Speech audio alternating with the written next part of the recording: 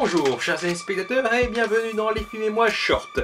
En fait c'est la même émission Les Films et Moi sauf que c'est plus court et plus condensé. L'intérêt de cette émission est de parler de films qui sont soit totalement vides mais il y a quand même quelque chose d'intéressant à dire derrière, ou soit c'est pour parler de films qui méritent un coup d'œil sans pour autant entrer dans les détails. Et le premier film à donc officier cette nouvelle série, c'est Dracula contre Frankenstein. Parce que ce film est très mauvais. Mais quand je dis mauvais, c'est très mauvais. Mais avant de continuer, générique.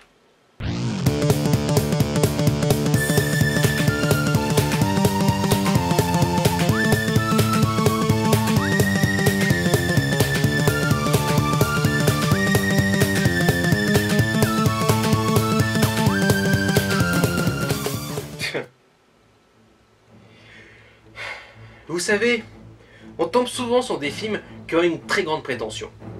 La prétention de vouloir donner du sensationnel au spectateur, vouloir faire vibrer, vouloir donner du grand spectacle. Quand tu penses à Dracula, tu vois ce monstre nocturne assoiffé de sang, mais charismatique. Ce qui fait que tu es intrigué par lui, que tu as envie de le suivre, mais qu'en même temps tu en as peur. Quand tu penses à Frankenstein, tu vois cette abomination maudite et terrifiante, mais qui au fond d'elle veut vivre, parce que c'est un être humain, et qu'elle pense comme un être humain. C'est pour ça que tu peux être effrayé, mais en même temps ressentir beaucoup de compassion pour un tel personnage. L'un représente la vie, l'autre représente la mort. Donc les faire cohabiter dans une même histoire, ce n'est pas si bête. Mais non, les mecs qui ont fait Dracula contre Frankenstein n'en avaient rien à foutre de tout ça. Et ils se sont dit que juste voir ces deux monstres se foutre sur la gueule, ça ramènerait du monde. On en est à ce point. Alors, Dracula contre Frankenstein est un film réalisé par Alan Hobson et sorti le 1er janvier 1971. Le film raconte l'histoire de Judith, une chanteuse qui est à la recherche de sa sœur Joanne. Cette dernière qu'on a vu se faire décapiter au tout début du film par Unziki. Parallèlement, on voit Dracula demander au docteur Duray de ramener à la vie le monstre de Frankenstein pour qu'il le serve dans ses projets macabres. Pour citer l'autre, en gros, c'est ça l'histoire. Et comme je l'ai dit et redit, ce film est très mauvais. Déjà, première raison, les acteurs. Ils sont tous à la ramasse, il n'y en a pas un pour attraper l'autre. C'est soit ils surjouent, ou soit ils sous-jouent, ou soit ils en ont clairement rien à foutre. Je vous laisse admirer une prestation d'acteur quand même. Yes, and all those who would meddle in the destinies of Frankenstein and Dracula will see an infernal bloodbath the likes of which has not swept the earth before. Et je tiens à vous préciser qu'il parle à quelqu'un qui est à sa droite. Pendant toute la séquence de discussion interminable, Dracula lui parle en face, mais là il se dit bah non, fuck, je brise le 4ème mur parce que je m'en fous de la logique. Et je vais pouvoir enchaîner avec l'autre gros problème du film, la réalisation. Elle est juste nulle à chier. C'est pas créatif, c'est mal mis en scène, il y a des cadrages qui sont juste foireux, et certaines séquences ce sont juste de bêtes champ contre champ. Et en plus c'est pas aidé parce que le montage est nul aussi. Cut short a rather brilliant career,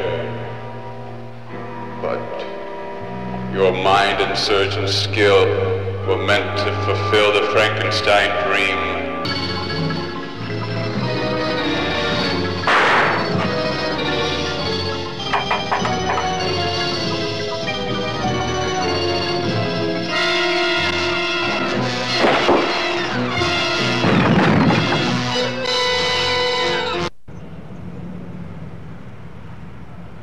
Voilà.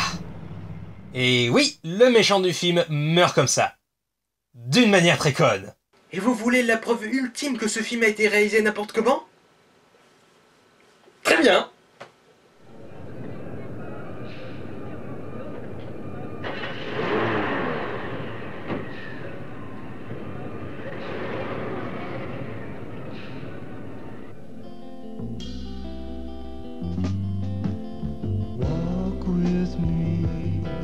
Let's take the time to know each other better. Be with me. The time is now and here we are together. Walking hand in hand beneath the sun. Feeling like the things we do are things we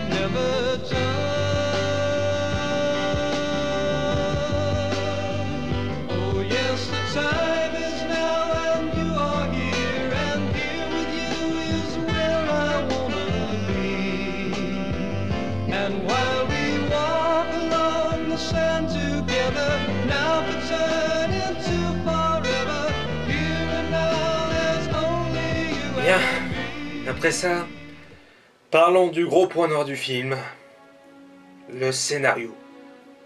Le scénario a été écrit avec les pieds, c'est totalement décousu, mal écrit, il y a plein de séquences qui n'ont rien à foutre là, il y a des séquences de discussion interminables, il y a des personnages inutiles, c'est totalement débile, c'est insipide, il y a strictement aucun enjeu, et les personnages sont totalement vides et inconsistants. Et là vous allez me dire, et Dracula, et Frankenstein, ils deviennent quoi dans tout ça? Et pas je vais vous le dire! Dracula doit apparaître au maximum 15 minutes durant tout le film, et Frankenstein 5 minutes, pas plus. Leur combat qui donne son nom au film ne commence qu'à partir de 1h21, sur les 1h30 que dure ce film. Et puis surtout, le long métrage pouvait très bien se passer cet affrontement puisque clairement l'intrigue est portée sur l'histoire de Judith qui part à la recherche de sa sœur. Le reste, ce n'est que du remplissage ennuyeux et inutile. Ils ont dû se dire que le film allait totalement être banal et oublié s'il n'y avait pas la promesse d'un affrontement titanesque. Et pas même ça ils l'ont foiré.